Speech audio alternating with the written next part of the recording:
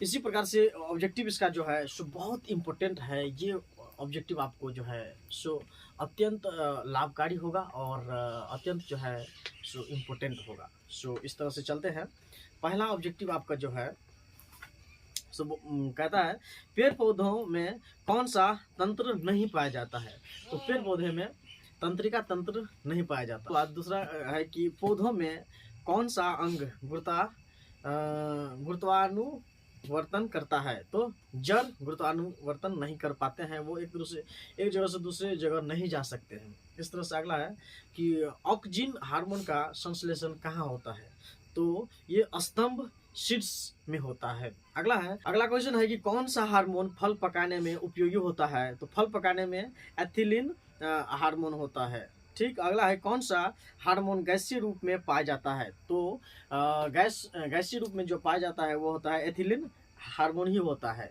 अगला है कि कौन सा हार्मोन पत्तियों को मुरझाने में काम आता है। तो एबिसिसिक हार्मोन होता है, जो वसंत ऋतु में जो पतझड़ जो पेड़ से पौधे जो झरझर के गिरते हैं वो कौन सा हार्मोन की वजह से वो गिरने लगते हैं।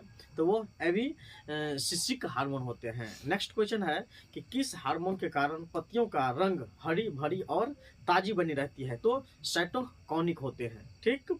अगला है किस हार्मोन के कारण फूलों के आकार बड़े हो जाता है। तो जिबरेलिन हार्मोन होते हैं। पेड़ पौधे में ऐसे हार्मोन होते हैं जो फल एवं फूल को जो बड़ा से बड़ा बनाते हैं, छोटे से बड़े बनते हैं, वो जिबरेलिन हार्मोन्स होते हैं। जी, छोटे से जो बड़ा होता है वो जिबरेलिन हार्मोन में होते हैं। इस तरह से अगला क्वेश्चन है कि मास्टर ग्रंथि किसे कहते हैं। तो मास्टर ग्रंथि पीयूष ग्रंथि को कहा जाता है, जो हर इंसान के अंदर माइंड में पाए जाते हैं।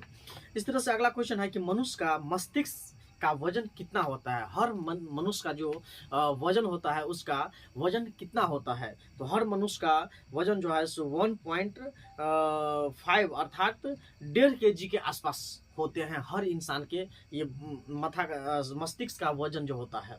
इसी तरह से अगला क्वेश्चन है कि मनुष्य के मस्तिष्क का औसत आयतन कितना होता है। तो मनुष्य का मस्तिष्क का औसत आयतन 1650 ml होते हैं, जो बहुत इंपॉर्टेंट क्वेश्चन है ये। यानी मनुष्य के मस्तिष्क का औसत आयतन कितना होता है, 1650 ml होते हैं।